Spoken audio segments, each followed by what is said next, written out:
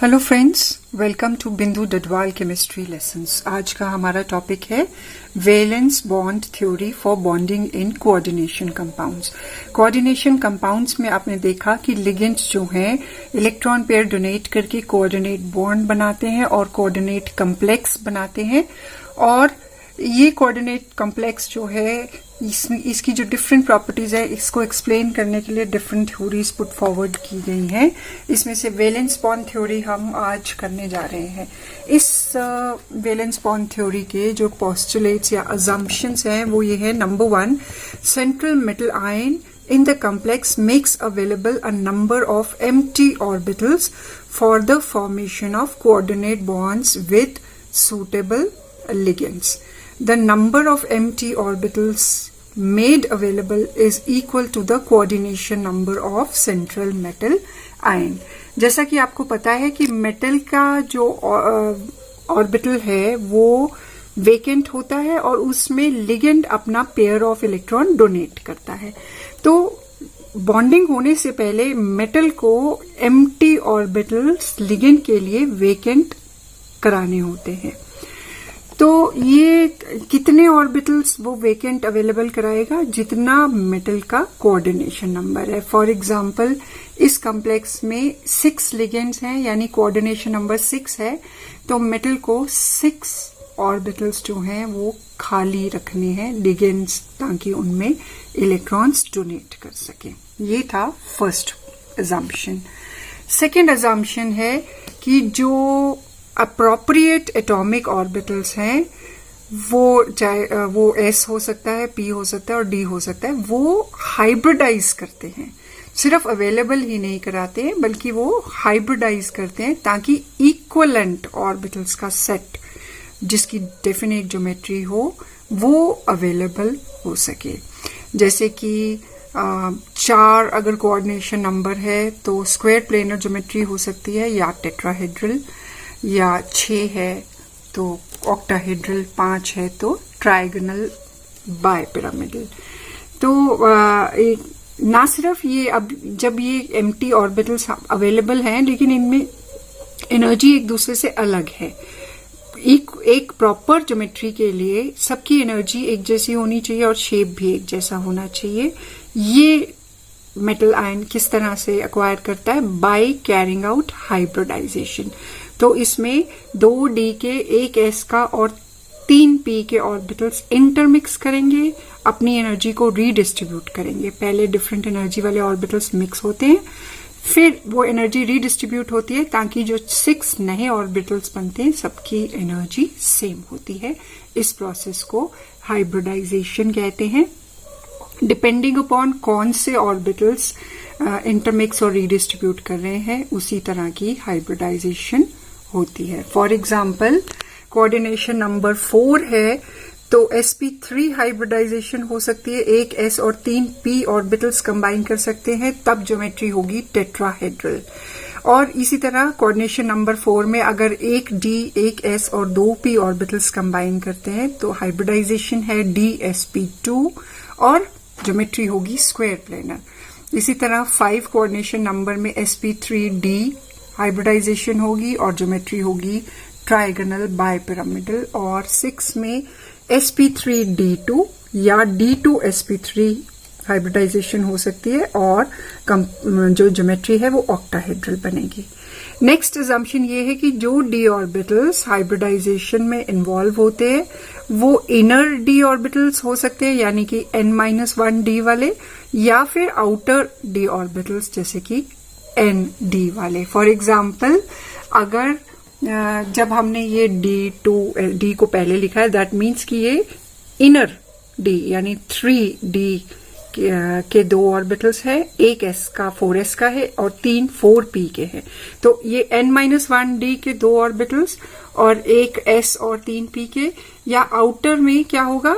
जैसे sp3d2 में 4s, 4p और 4d, 4s का 1, 4p के 3 और 4d के 2 ऑर्बिटल्स जो हैं वो इंटरमिक्स और रीडिस्ट्रीब्यूट करेंगे एनर्जी को, यानी कि D2sp3 या sp3d2 हाइब्रिडाइजेशन के लिए।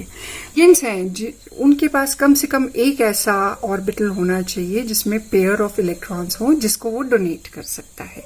तो लिगेंड जो एम्प्टी ऑर्बिटल्स हैं जब हाइब्रिडाइज हो जाते हैं फिर उसमें लिगेंड्स एक पेयर ऑफ इलेक्ट्रॉन कंट्रीब्यूट करता है फॉर कोऑर्डिनेट बॉन्ड, और इस तरह से मेटल और लिगेंड के बीच में कोऑर्डिनेट बॉन्ड्स बनते हैं। ओवरऑल जो कॉम्प्लेक्स है वो कोऑर्डिनेशन कॉम्प्लेक्स कहलाता है। इस थ्योरी को अंडरस्टैंड करने के लिए फर्स्ट एग्जांपल हम लेंगे of coordination number 6। The compound is hexaammine chromium 3 complex ion. इसमें क्रोमियम एटॉमिक नंबर है 24। तो 24 में इसकी कॉन्फ़िगरेशन होती है 3d आर्गॉन 18 3d5 4s1। तो लेकिन कॉम्प्लेक्स में क्रोमियम का ऑक्सीडेशन नंबर है 3। तो +3 ऑक्सीडेशन स्टेट में एटम में से 3 इलेक्ट्रॉन्स निकल चुके हैं, तो एक s का और ये 2d के निकल जाएंगे, तो कॉन्फ़िगरेशन रह जाएगी 3d3 और बाकी जो है वो वेकेंट है। अब क्योंकि 2d के ऑर्बिटल्स वेकेंट हैं और एक s का और 3p का, तो ये सब आपस में इंटरमिक्स और रीडिस्ट्रीब्यूट करके D2sp3 हाइब्रिडाइजेशन अंडरगो करेंगे। तो यहाँ पे हमने इनको डॉटेड बॉक्स में इसीलिए डाला है क्योंकि सबकी एनर्जी सेम है, सेम एनर्जी वाले एक बॉक्स में, और हाइब्रिडाइजेशन है D2sp3।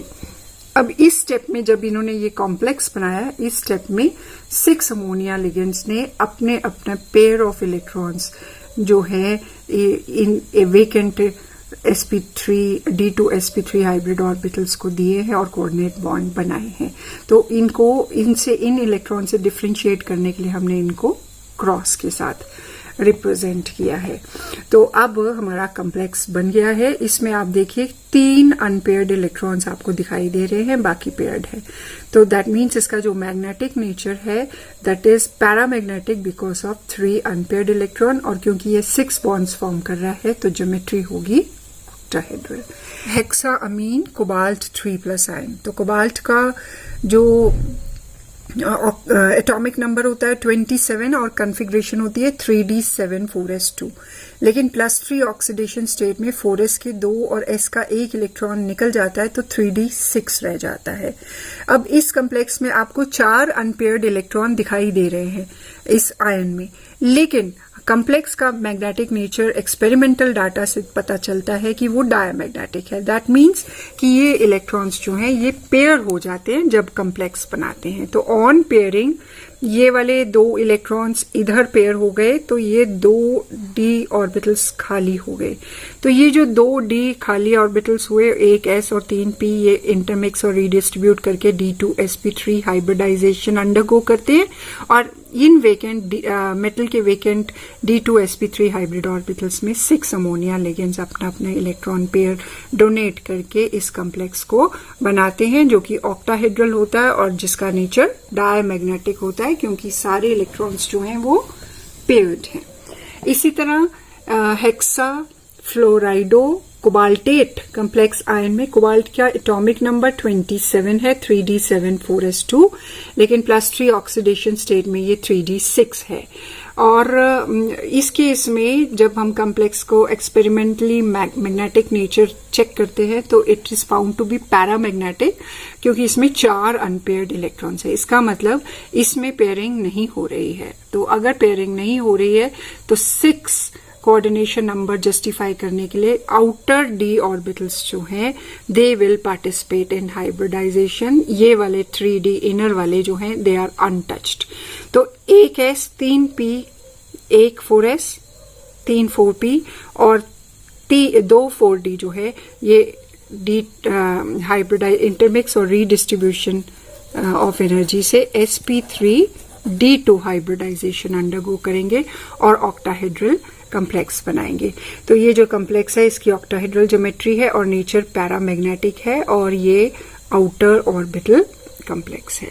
तो अभी आपने जो 3 एग्जाम्पल्स ली उनसे ये क्लियर होता है कि आपका या तो इनर वाले d ऑर्बिटल्स पार्टिसिपेट करते हैं आउटर वाले डी ऑर्बिटल्स पार्टिसिपेट करते हैं। तो अगर इनर करते हैं तो इनर ऑर्बिटल कॉम्प्लेक्सेस बनते हैं, these are form by the use of inner D orbitals. और इसमें आप देखते हैं कि इलेक्ट्रॉन को पेयर अप होना पड़ता है इलेक्ट्रॉन्स को। इसका मतलब इसका ये या तो डायमैग्नेटिक होंगे या इनका मैग्नेटिक नेचर जो है कम होगा, लो स्पिन कॉम्प्लेक्स बनेगा क्योंकि अनपेयर्ड इलेक्ट्रॉन्स कम है।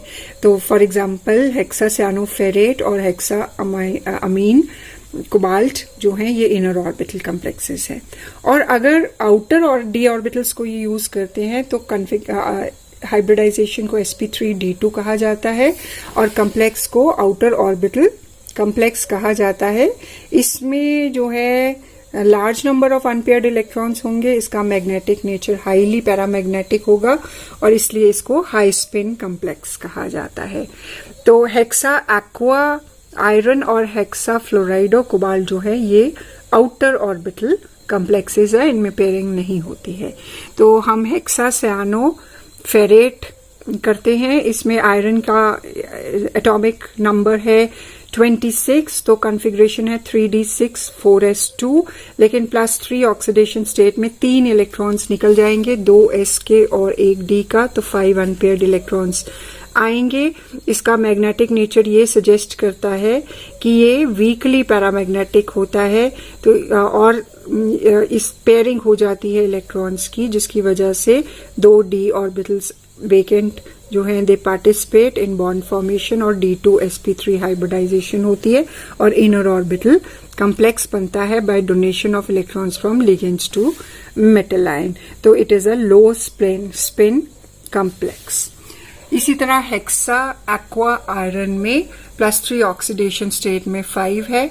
This complex is found to be paramagnetic due to presence of 5 unpaired electron, इसलिए आउटर डी ऑर्बिटल्स जो हैं वो पार्टिसिपेट करेंगे, sp3d2 हाइब्रिडाइजेशन होगी, आउटर ऑर्बिटल कॉम्प्लेक्स बनेगा, हाई स्पिन कॉम्प्लेक्स बनेगा और नेचर जो है और इसका जो ज्योमेट्री है वो ऑक्टाहेड्रल होगी। हेक्सा सियानोफेरेट 2 में +2 ऑक्सीडेशन स्टेट में इसकी कॉन्फ़िगरेशन होती है 3d6। तो 6 साइनाइड लिगेंड्स की प्रेजेंस में और इसके नेचर को स्टडी करने में पता लगता है कि ये डायमैग्नेटिक है, तो दैट मीन्स कि पेयरिंग अप हो रही है और d2sp3 इनर ऑर्बिटल कॉम्प्लेक्स बनता है और ये लो स्पिन कॉम्प्लेक्स बनता है and it is diamagnetic in nature. Thank you and have a nice day.